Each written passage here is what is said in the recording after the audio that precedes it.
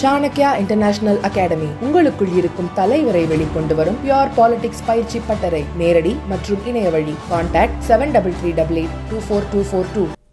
America உள்ளிட்ட முக்கிய கூட்டாளிகளுடன் நடைபெற்று வரும் வர்த்தக பேச்சுவார்த்தைகளின் மத்தியில் இந்தியா எந்த ஒப்பந்தத்திலும் அவசரமாக கையெழுத்து இடாது என மத்திய வர்த்தகத்துறை அமைச்சர் பியூஷ் கோயல் தெரிவித்துள்ளார்.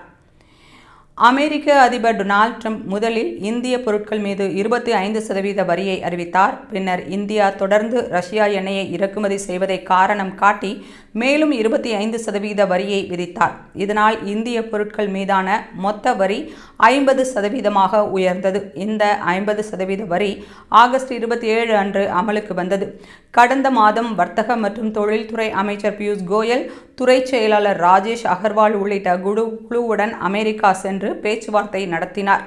விவசாயம் மற்றும் பால் துறையில் இறக்குமதிக்கு அனுமதிக்க வேண்டும் என்ற அமெரிக்காவின் கோரிக்கைக்கு இந்திய தரப்பிலிருந்து ஆட்சேபனைகள் இருந்து வருகின்றது.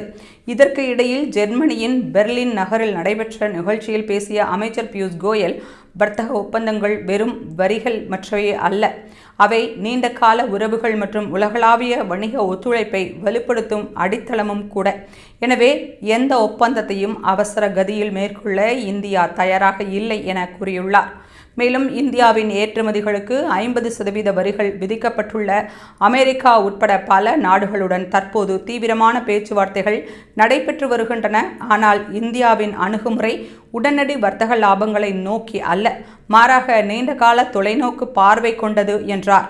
இதற்கு இடையில் இந்தியாவுக்கும் அமெரிக்காவுக்கும் இடையே பல மாதங்களாக இழுபறியில் இருந்த இருதரப்பு வர்த்தக ஒப்பந்தம் இறுதிக்கட்டத்தை எட்டியுள்ளதாக தகவல்கள் வெளியாகியுள்ளன. இருதரப்பு பேச்சுவார்த்தைகளில் முன்னேற்றம் ஏற்பட்டுள்ள நிலையில் ஒப்பந்தத்தின் முதல் கட்டம் வரும் நவம்பர் மாதத்திற்குள் கையெழுத்து ஆகும் என்று எதிர்பார்க்கப்படுகிறது.